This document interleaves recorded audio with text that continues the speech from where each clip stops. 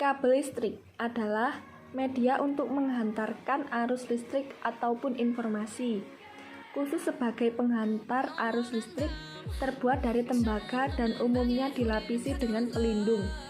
Pemakaian tembaga sebagai penghantar adalah dengan pertimbangan bahwa tembaga merupakan suatu bahan yang mempunyai daya hantar yang baik setelah perak. Berdasarkan konstruksinya, penghantar diklarifikasi sebagai berikut. A. Penghantar pejal atau solid, yaitu penghantar yang berbentuk kawat pejal yang berukuran sampai 10 mm persegi. Tidak dibuat lebih besar lagi dengan maksud untuk memudahkan penggulungan maupun pemasangannya. B. Penghantar berlilit atau standar. Penghantarnya terdiri dari beberapa urat kawat yang berlilit dengan ukuran 1 mm persegi sampai 500 mm persegi. C.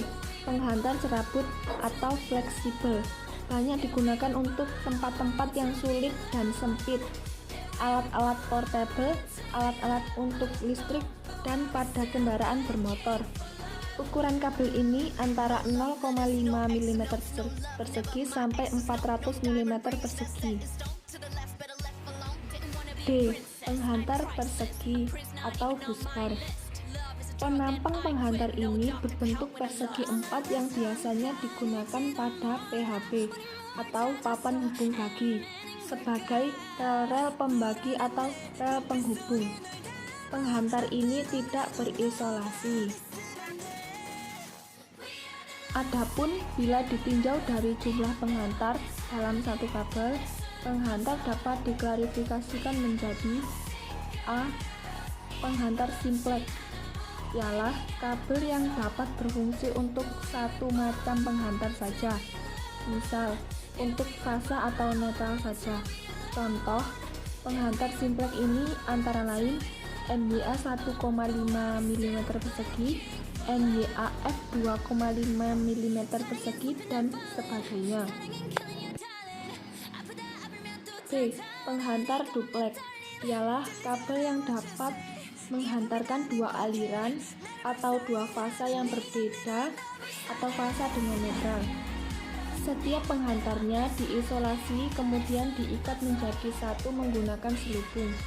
Penghantar jenis ini contohnya NYN 2x2,5 mm persegi, NYY 2x2,5 mm persegi. C. Penghantar triplet, yaitu kabel dengan 3 penghantar yang dapat menghantarkan aliran 3 fasa R, S, dan T, atau fasa netral dan arde. Contoh kabel jenis ini NYM 3x2,5 mm persegi, NYY 3x2,5 mm persegi, dan sebagainya. D. Penghantar quadruplex, kabel dengan 4 penghantar untuk mengalirkan arus 3 fasa dan netral atau 3 fasa dan pentanahan. Susunan hantarnya ada yang pejal, berlilit, ataupun serabut. Contoh penghantar quadruplex misalnya NYM 4x2,5 mm persegi, NYMHY 4x2,5 mm persegi, dan sebagainya. Jenis penghantar. 1. Kabel NYA. N sama dengan kabel standar dengan penghantar atau inti tembaga. Y sama dengan isolasi PVC. A sama dengan kawat berisolasi. Kabel NYA berinti tunggal berlapis bahan isolasi PVC untuk instalasi luar atau kabel udara. Kode warna isolasi ada warna merah, kuning, biru, dan hitam sesuai peraturan PUIL. Lapisan isolasinya hanya 1 lapis sehingga mudah cacat, tidak tahan air. NYA adalah tipe kabel udara dan mudah digigit tikus. Agar aman memakai kabel tipe ini, kabel harus dipasang dalam pipa atau konduit jenis PVC atau saluran tertutup, sehingga tidak mudah menjadi sasaran gigitan tikus. dan apabila ada isolasi yang terkelupas tidak tersentuh langsung oleh orang. 2. Kabel NYM. N sama dengan kabel standar dengan penghantar atau inti tembaga. Y sama dengan isolasi PVC. M sama dengan selubung PVC untuk kabel luar. Kabel NYM memiliki lapisan isolasi PVC atau biasanya berwarna putih atau abu-abu. Ada yang berinti 2, 3, atau 4. Kabel NYM memiliki lapisan isolasi 2 lapis, sehingga tingkat keamanannya lebih baik dari kabel NYA. Harganya lebih mahal dari NYA. Kabel ini dapat dipergunakan di lingkungan yang kering dan basah, namun tidak boleh ditanam. 3. Kabel NYAF. N sama dengan kabel standar dengan penghantar atau inti tembaga. Y sama dengan isolasi PVC. A sama dengan kawat berisolasi. F sama dengan penghantar halus dipintal bulat. Kabel NYAF merupakan jenis kabel fleksibel dengan penghantar tembaga serabut berisolasi PVC. Digunakan untuk instalasi panel-panel yang memerlukan fleksibilitas yang tinggi. 4. Kabel NYY. N sama dengan kabel standar dengan penghantar atau inti tembaga. Y sama dengan isolasi PVC. Y sama dengan selubung PVC atau polivinil klorid. Untuk kabel luar, kabel NYY memiliki lapisan isolasi PVC, biasanya berwarna hitam. Ada yang berinti 2, 3, atau 4. Kabel NYY dipergunakan untuk instalasi tertanam atau kabel tanah, dan memiliki lapisan isolasi yang lebih kuat daripada kabel NYM. Harganya pun lebih mahal dari NYM. Kabel NYY memiliki isolasi yang terbuat dari bahan yang tidak disukai tikus.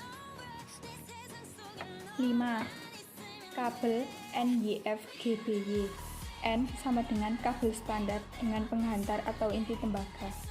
Y sama dengan isolasi PVC. F sama dengan penghantar halus dipintal bulat. GB sama dengan kawat pipa, baja, atau perisai. Y sama dengan selubung PVC atau polivinil klorid untuk kabel luar. Kabel NYF-GBY ini digunakan untuk instalasi bawah tanah, di dalam ruangan, di dalam saluran-saluran, dan pada tempat-tempat yang terbuka, di mana perlindungan terhadap gangguan mekanis dibutuhkan, atau untuk tekanan rentangan yang tinggi selama dipasang dan dioperasikan. 6. Kabel ACSR atau Aluminium Conduct Steel Reinforced. Kabel ACSR merupakan kawat penghantar yang terdiri dari aluminium berinti kawat baja. Kabel ini digunakan untuk saluran-saluran transmisi tegangan tinggi, di mana jarak antara menara atau tiang berjauhan, mencapai ratusan meter, maka dibutuhkan kuat tarik yang lebih tinggi. Untuk itu dipergunakan kawat penghantar ACSR. 7. Kabel AAAC atau All Aluminium Alloy Conductor. Kabel ini terbuat dari aluminium, magnesium, silikon, campuran logam, keterhantaran elektris tinggi yang berisi magnesium silicate. Untuk memberi sifat yang lebih baik, kabel ini biasanya dibuat dari paduan aluminium 6201. AAC mempunyai suatu anti karat dan kekuatan yang baik, sehingga daya hantarnya lebih baik. Sekian penjelasan dari kelompok kami. Kurang lebihnya mohon maaf. Wassalamualaikum warahmatullahi wabarakatuh.